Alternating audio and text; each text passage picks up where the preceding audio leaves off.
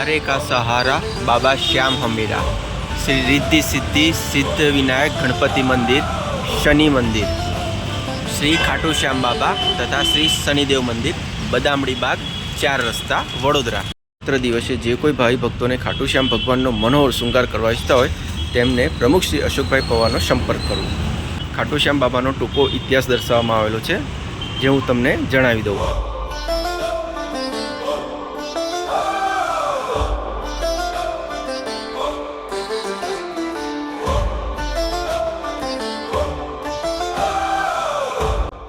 नमस्कार मित्रों, फरी एक बार स्वागत है आप सौનું આપણી यूट्यूब चैनल पर। અત્યારે આ વડોદરાના બદામડી બાગ 4 રસ્તા પર પહોંચી ગયા છે। આ સામે બદામડી બાગ 4 રસ્તા જોઈ રહ્યા છો। આ બાજુથી તમે અકોટા બ્રિજ તરફથી આ રસ્તે આવી શકો છો। સામે માંડવી તરફ જવાય છે। આ રસ્તેથી તમે લાલબાગ બ્રિજ તરફ જઈ શકો છો અને સામેનો રસ્તો રાવપુરા તરફ જવાય છે। ત્યાં 4 રસ્તા પર જ અહીંયા કોર્નર પર શ્રી ખાટુ શ્યામ બાબાનું તથા શનિદેવ ભગવાનનું મંદિર આવેલું છે। તેમજ આ મંદિરમાં અન્ય દેવી દેવતાઓના પણ મંદિરો આવેલા છે, જેના આજે આપણે આ વિડીયોમાં દર્શન કરીશું। હાલમાં જ અહીંયા ખાટુ શ્યામ બાબાનું મંદિર બનાવવામાં આવેલું છે। જોવા જઈએ તો ખાટુ શ્યામ બાબા સૌથી પ્રસિદ્ધ અને પ્રખ્યાત મંદિર રાજસ્થાનમાં આવેલું છે। આવું જ એક મંદિર વડોદરામાં જે આપણે ખોડિયારનગરમાં સ્થિત છે તે પણ ખૂબ પ્રસિદ્ધ છે, જેના દર્શન કર્યા હતા। અને આજે આપણે આ વડોદરામાં બદામડી બાગ 4 રસ્તા પાસે આવેલા નવા બંધાયેલા શ્રી ખાટુ શ્યામ બાબાના મંદિરે જઈ દર્શન કરીએ।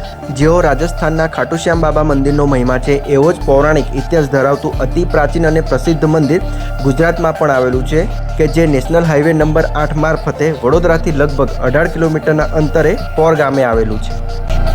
જય શ્રી ખાટુ શ્યામ।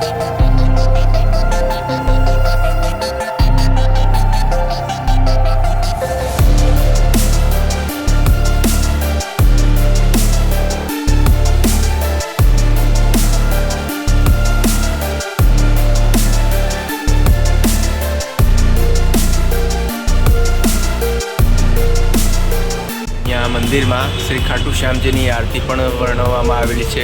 સંકટનાશન ગણેશ સ્ત્રોત વર્ણવવામાં આવેલો છે। અહીંયા શ્રી ગણપતિજી સાથે રિદ્ધિ સિદ્ધિ માતાજીના પણ દર્શન થઈ રહ્યા છે। જય શ્રી ગણપતિ। હવે આપણે શ્રી ખાટુ શ્યામ બાબાના અને ગણપતિજીના દર્શન કર્યા બાદ શ્રી પંચમુખી હનુમાનજીના દર્શન કરીશું। જય શ્રી પંચમુખી હનુમાનજી। અહીંયા શનિદેવજીના મંદિર પાસે શ્રી શનિદેવજીની આરતી દર્શાવવામાં આવેલી છે અને આ છે શ્રી શનિદેવ ભગવાનનું મંદિર। પાછળ વિશાળ મુગટ છે। શ્રી ગુરુવે નમઃ, શુક્રાય નમઃ, બુદ્ધાય નમઃ એવા નવગ્રહ દેવતાઓના પ્રતિમા દર્શાવવામાં આવેલ છે। અને અત્યારે આપણે આજે દર્શન કર્યા છે શનિ મહારાજ। જય શનિદેવ। અહીંયા તમે આવી શનિદેવ મહારાજને તેલ ચડાવી શકો છો।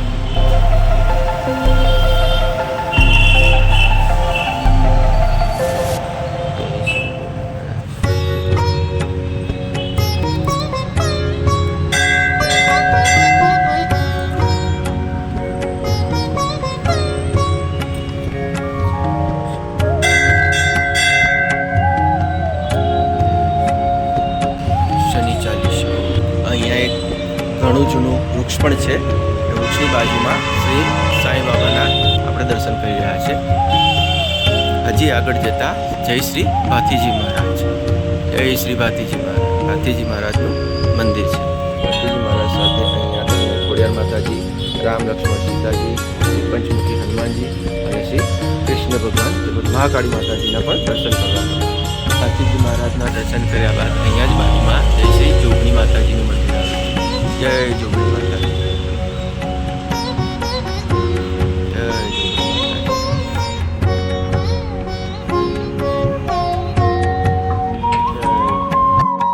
શ્રી ઓમ એમ એમ ક્લીમ ચામુંડા વિજય નમઃ। ચામુંડા માતાજી અને સત્યનારાયણ ભગવાનના પણ દર્શન કર્યા। અહીંયા મંદિર પરિસરની બહાર નીકળતા ખાટુ શ્યામ બાબાનો ટૂંકો ઇતિહાસ દર્શાવવામાં આવેલો છે, જે હું તમને જણાવી દઉં। તેમનું મૂળ નામ બર્બરિક હતું। પાંડવ પુત્ર ભીમના પૌત્ર અને ઘટોત્કચના પુત્ર હતા। શક્તિમાં વાત કરીએ તો બર્બરિક મહાન યોદ્ધા અને ધનુર્ધર હતા। તેમની પાસે 3 એવા બાણ હતા જેનાથી તેઓ સમગ્ર સેનાનો નાશ કરી શકતા હતા। મહાભારતના યુદ્ધ દરમિયાન શ્રી કૃષ્ણએ તેમની અપાર શક્તિથી પ્રભાવિત થઈને અને પાંડવોની જીત સુનિશ્ચિત કરવા માટે તેમની પાસેથી શીશનું એટલે માથાનું દાન માંગ્યું હતું। બર્બરિકના મહાન બલિદાનથી પ્રસન્ન થઈને શ્રી કૃષ્ણે તેને કલયુગના પોતાના નામ શ્યામથી પૂજવાનું વરદાન આપ્યું. જે જગ્યાએ તેમનું શિષ્ય રાખવામાં આવ્યું તે સ્થળનું નામ ખાટું હતું. આથી તેઓ ખાટુ શ્યામ બાબા કહેવાય. આ છે ખાટુ શ્યામ બાબા. જ્યાં તેમનું શિષ્ય રાખવામાં આવ્યું તેનું નામ ખાટું હોવાથી ખાટુ શ્યામ બાબા તરીકે ઓળખાયા. ખાટુ શ્યામ બાબા કહો, બરબરિક કહો કે બળિયાદેવજી કહો, એક જ છે.